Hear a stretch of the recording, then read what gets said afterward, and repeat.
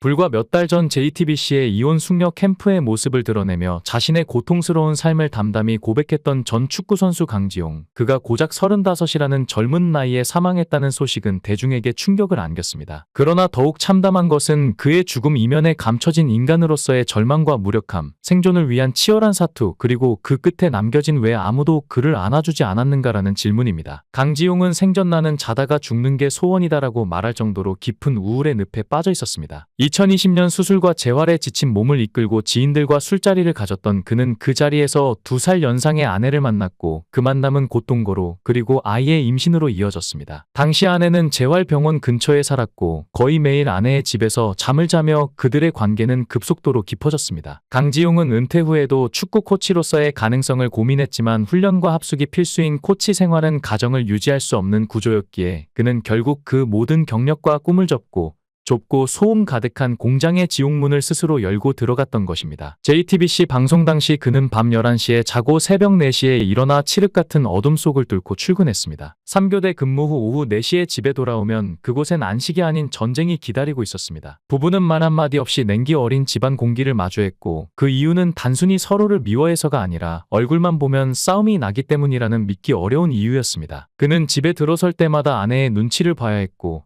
아내는 남편에게 뭘 째려봐 기분 나쁘게 쳐다보지 마라고 외쳤으며 딸에게 책을 읽어주려는 강지용의 행동조차 카메라에 있으니까 가식 떨지 마라며 일갈당해야 했습니다. 아내의 폭발적 감정은 결국 부부싸움으로 이어졌고 견디다 못한 강지용은 집을 나가게 되지만 그조차도 허락되지 않았습니다. 아내는 나가고 싶을 때 나가고 들어오고 싶을 때 들어오는 게 집이냐며 현관문 건전지를 빼버리는 극단적 조치를 취했습니다. 결국 그는 최소 3일 길게는 일주일까지 찜질방이나 모텔에서 유랑하듯 지내야 했습니다. 평생 운동장만 바라보며 살았던 그는 말주변도 없고 세상 물정에도 어두웠지만 아내는 반대로 말도 많고 감정 표현도 강한 사람이었습니다. 마치 축구로 비유하자면 아내는 날카로운 공격수였고 강지용은 무기력한 수비수처럼 끊임없이 공격을 받아내야 했습니다. 그런데 이 부부의 파국을 부른 원흉은 말도 성격도 아닌 돈이었습니다. 아내는 독박 육아를 하며 집안일을 도맡아 했고 당연히 일을 할 수 없는 처지였습니다. 자연스레 가족의 모든 생계는 강지용의 몫이 되었고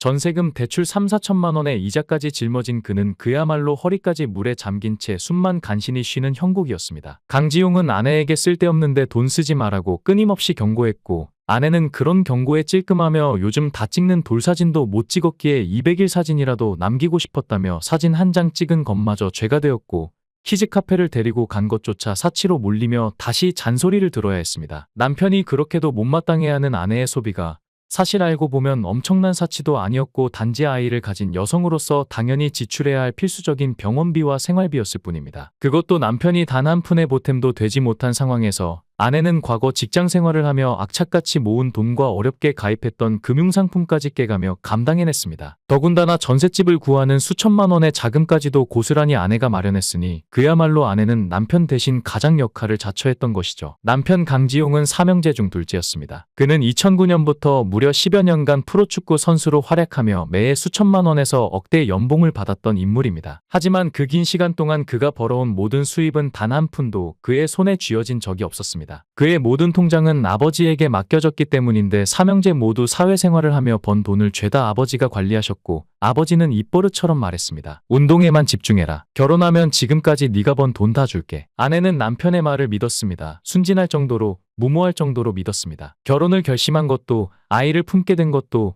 모두 남편이 말한 아버지에게서 돈을 받아오겠다는 약속을 근거로 했습니다. 그러나 그 약속은 이전의 것처럼 산산이 깨졌습니다. 출산 전까지 그는 부모로부터 단 한 푼도 받아오지 못했고 현실은 피눈물로 채워졌습니다. 강지용이 18살부터 시작해 30대 초반까지 피땀 흘려번 세후 수익 5억 원. 그 돈은 어디로 갔을까요? 누가 썼을까요? 정작 그는 전세자금조차 없었습니다. 결국 아내는 과거 직장생활로 어렵게 모은 돈에다 장모님이 대신 보증을 서서 마련한 3천만 원 대출금으로 살 집을 얻어야 했습니다. 남편은 그 과정에 아무런 기여도 하지 못했습니다. 아니 기여는커녕 빚만 늘어났습니다. 하지만 아내를 더욱 분노케 한 것은 돈의 부재가 아니었습니다. 그것은 남편의 뻔뻔함이었습니다. 미안해하기는커녕 그 모든 상황을 당연하게 받아들이는 모습. 자신이 얼마나 무기력한지를 인정하지 않고 아내가 생계를 책임지고 있는 상황조차 외면하는 그 태도는 상처를 넘어 아내의 존엄을 짓밟는 행위였습니다. 결정적 사건은 생활비가 바닥났을 때 터졌습니다. 남편은 또다시 장모에게 돈을 빌려달라고 요구하자 아내는 참을 수 없었습니다. 남편이 아니라 아이의 아버지로서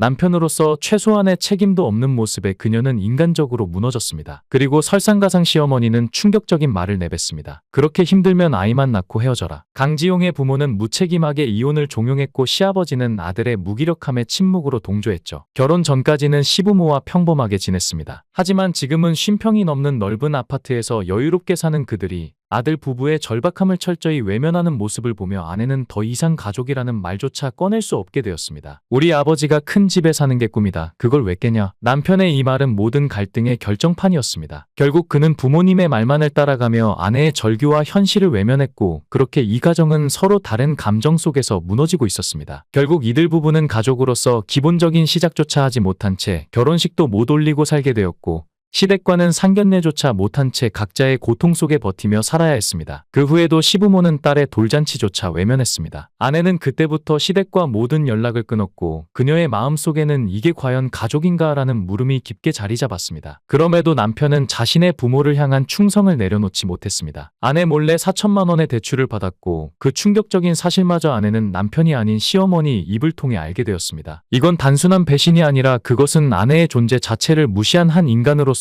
최소한의 존엄조차 짓밟은 행위였습니다. 그러나 더욱 참담했던 건 시어머니의 반응이었는데 차가운 눈빛으로 이혼하고 전세보증금으로 갚아라라고 말했습니다. 하지만 그 전세보증금조차 아내가 과거 직장 생활을 하며 한 푼 두 푼 모은 아내 자신의 피와 땀의 결정체였습니다. 시어머니는 오히려 내가 돈 들여 키운 자식인데 내가 쓰는 게 뭐가 문제냐라는 뻔뻔한 말로 아내를 질식시켰습니다. 아내는 세상에 어떻게 이런 부모가 있느냐며 눈물을 삼켰고 자신의 인생이 이토록 참혹하게 짓밟히고 있다는 사실에 몸서리를 쳤습니다. 남편이 그렇게 시댁의 편을 들 수밖에 없었던 배경에는 차마 말하지 못한 고통과 얽힌 사연이 있었습니다. 그의 형은 과거 친구와 함께 사업을 하다 큰 실패를 겪었고 결국 대출이 막히자 동생에게 연거푸 보증을 요구했습니다. 형제였기에 가족이기에 강지용은 망설임 없이 보증을 서주었지만 그 끝은 비극이었습니다. 형은 감당하지 못하고 세상을 등졌고 장례가 끝나자마자 채권자들의 채무 통보가 가족을 짓밟기 시작했습니다. 그때 대부업체를 찾아가 울며 빚을 깎아달라고 애원했던 아버지의 모습은 강지용의 가슴에 도려낸 상처처럼 새겨졌습니다. 아버지에 대한 애틋함과 미안함 그리고 자신을 축구선수로 키워준 데 대한 감사함이 그를 끝끝내 부모의 편에 서게 했던 겁니다. 하지만 이 모든 상처와 짐이 누적되며 강지용은 천천히 그러나 확실하게 무너져갔습니다. 부부간 갈등은 점점 격해졌고 그는 감정을 말로 풀어내지 못한 채 점점 더 날카로워졌습니다.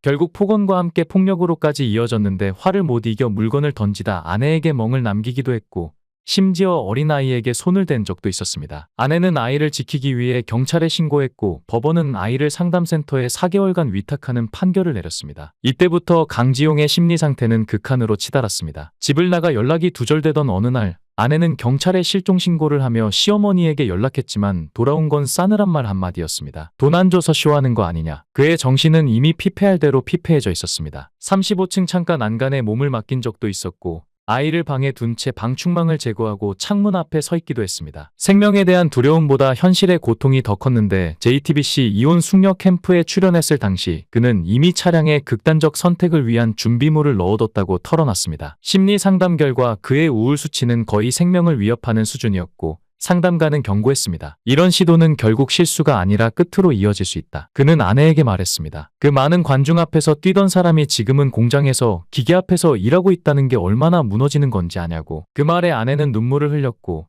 자신이 남편에게 했던 독한 말들을 떠올리며 괴로워했습니다. 남편도 자신의 언행을 후회하며 용서를 구했지만 시간은 그들에게 회복의 기회를 허락하지 않았습니다. 결국 강지용은 다시는 돌아올 수 없는 길을 선택했고 이 세상에 남긴 것은 말할 수 없는 슬픔과 고통뿐이었습니다. 우리는 이제 그가 고통 없는 곳에서 자유롭게 뛰고 웃으며 지내기를 바랄 뿐입니다. 그는 누군가의 아들이었고 누군가의 남편이었으며 누군가의 아버지였습니다. 그리고 너무도 슬픈 방식으로 이 세상에서 사라졌습니다. 영상을 끝까지 시청해주시고 귀한 시간 내주셔서 대단히 감사합니다. 구독, 좋아요 꼭 부탁드립니다. 더 좋은 영상으로 보답하겠습니다. 건행